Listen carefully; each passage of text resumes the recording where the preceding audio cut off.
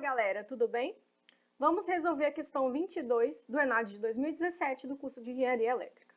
O que essa questão diz? Ela diz o seguinte: atualmente a indústria vem investindo no desenvolvimento de tecnologias para minimizar a ocorrência de distorção harmônica na rede elétrica.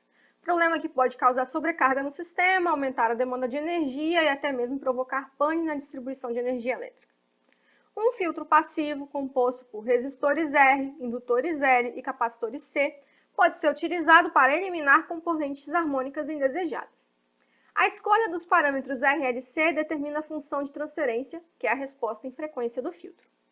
Uma ferramenta comum na análise de circuitos elétricos é a transformada de Laplace, por meio da qual se pode representar uma entrada arbitrária x de t em termos de componentes exponenciais na forma e elevado a st, em que o parâmetro S é a frequência complexa do sinal e elevado a st. Temos uma contextualização aqui, né, sobre filtros, sobre Laplace, sobre resposta em frequência e assim vai. Mas e a questão? O que a questão quer? Né? Considere o circuito da figura a seguir com tensão de entrada igual a E elevado a menos T U de T, sendo U de T uma função de grau unitário. Para o circuito representado, qual é a função de transferência H de S de estado nulo? Então, no final das contas, o que a questão quer? Ela quer saber qual é a função de transferência, né, entre a saída e a entrada do sistema de estado nulo. O que significa isso, estado nulo? Significa que as minhas condições iniciais são nulas. É como se o capacitor estivesse completamente descarregado e o indutor também. Tá? É isso que eu quero saber. Então, não precisava saber qual era a entrada, porque a função de transferência não depende da entrada, né? Começa por aí. Mas beleza, então eu tenho que descobrir qual é a função de transferência deste circuito, qual é a função que relaciona a entrada com saída. Para eu fazer isso, eu tenho que pegar o meu circuito e transformar os meus elementos de circuito em elementos no domínio de Laplace, né? Tanto as tensões quanto os elementos. Então, a minha resistência vai valer 2 mesmo, meu indutor vale SL, que vale S, meu capacitor vale 1 sobre SC, 1 sobre S, e aquele meu outro resistor vale 1. Né? Lembrando, por que indutores e capacitores têm essas expressões? Né? Porque eu disse que o estado é nulo, eu não tenho condições iniciais. Se eu tivesse condições iniciais, aí a transformada de Laplace desses elementos teria um acréscimo de um outro termo, né, referente a essa condição inicial. Como não temos, o indutor é S vezes L, como a indutância é 1, vai virar só S, e o capacitor vai virar 1 sobre SC, como a capacitância é 1 sobre S. Beleza. Então, temos todo o meu circuito, os meus elementos de circuito transformados, né, para Laplace.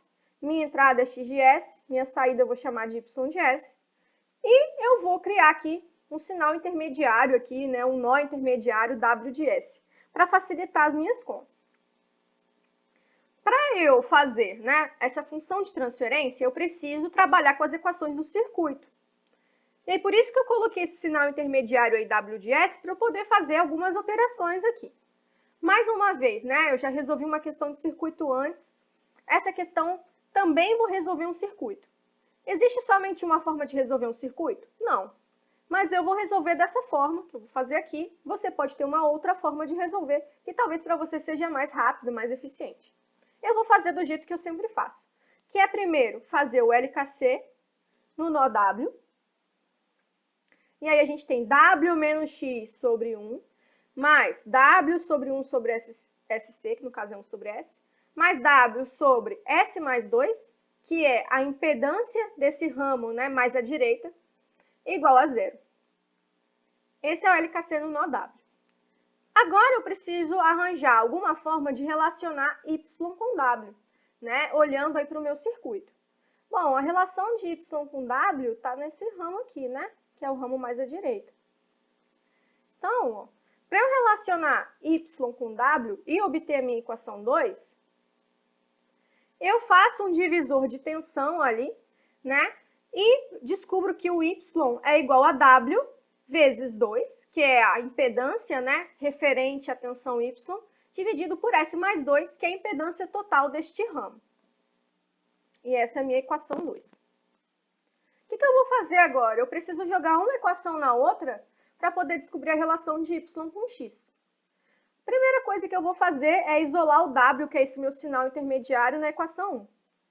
Então, quando eu faço isso, quando eu isolo o W na equação 1, eu obtenho o seguinte, W1 mais S mais 1 sobre S mais 2, porque o 1 sobre S do termo intermediário sobe. Fazendo MMC, eu tenho S mais 2 no denominador, e o meu numerador vira essa expressão grande aí. Tudo isso igual a x.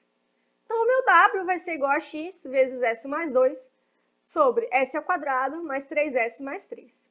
Né? Todas essas operações foram feitas a partir do MMC da equação 1.